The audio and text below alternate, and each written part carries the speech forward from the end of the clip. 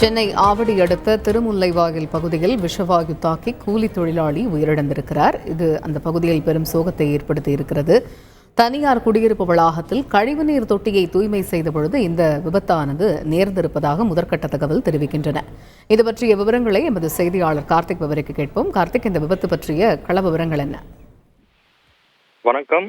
ஆவடி அருகே திருமுல்லைவாயில் தனியார் குடியிருப்பு உள்ளது. இங்கு உள்ள கழிவுநீர் தொட்டியில நீர் நிரம்பிய நிலையில் அதனை அகற்ற குடியிருப்பு வாசிகள் 2 தொழிலாளிகள் அழைத்திருக்கிறார்கள். இதையடுத்து சோழம்பேட்டை சேர்ந்த சுரேஷ், ரமேஷ் என்ற 2 தொழிலாளிகள் குடியிருப்பில் உள்ள கழிவுநீர் எடுக்க இறங்கியிருக்கிறார்கள்.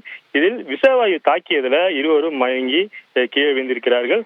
தகவல் அறிந்ததும் ஆவடி தீயணைப்பு வீரர்கள் விரைந்து வந்து மீட்பு பணியில் ஈடுபட்டார்கள். அப்போது தொழிலாளிகள் சுரேஷ் தொட்டியில் விழுந்ததுல சம்பவ இடத்திலேயே பலியானார்.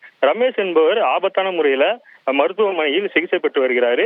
இது குறித்து தகவல் அறிந்து வந்த திருநெல்வேலி போலீசார் சுரேஷ் உடலை மீட்டு கீழ்ப்பாக்கம் அரசு மருத்துவ அனுப்பி வைத்து வழக்கு பதிவு செய்து தொடர்ந்து விசாரணை நடத்தி வருகிறார்கள். இச்சம்பவம் இப்பகுதியில் பரபரப்பை ஏற்படுத்தியிருக்கிறது. ஆவடி சுற்றுவட்டார பகுதியை பொறுத்தவரை விஷவாயு தாக்கி உயிரிழப்பு சம்பவம் அதிக அளவில் நிகழ்ந்து வருவது குறிப்பிடத்தக்கது. தகவல்களுக்கு நன்றி கார்த்திக். செய்திகளை உடனுக்குடன் தெரிந்து கொள்ள உடனே சப்ஸ்கிரைப் பண்ணுங்க.